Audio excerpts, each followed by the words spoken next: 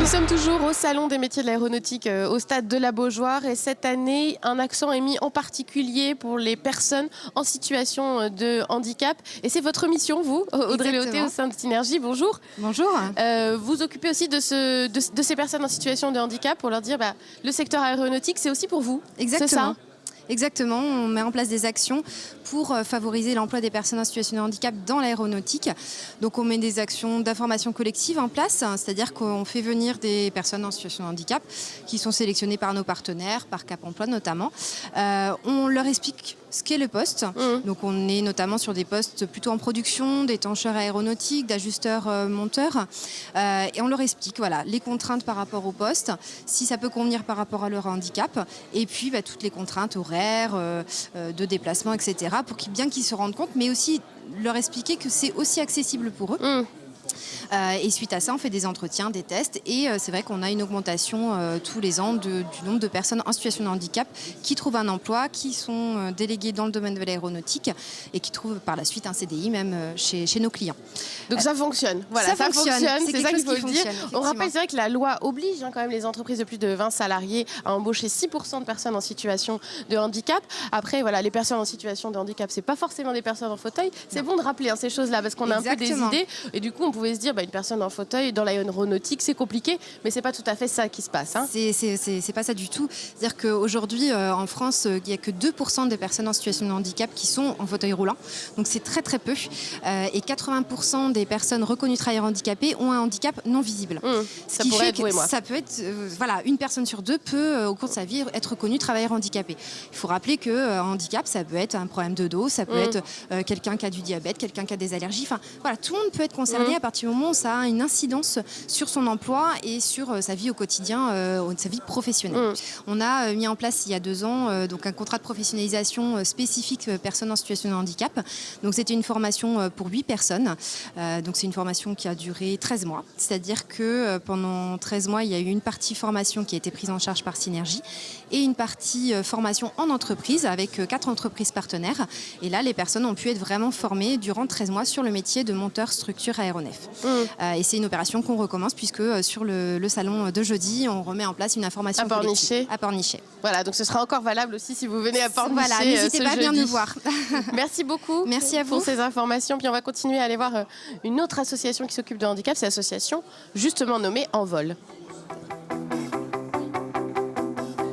Je suis à présent avec Jean-Pierre Ramelet, je m'aide de votre étiquette, qui est délégué général de l'association Envol, qui est une association d'entreprises qui accompagne aussi les personnes en situation de handicap pour monter leurs projets dans le secteur de l'aéronautique.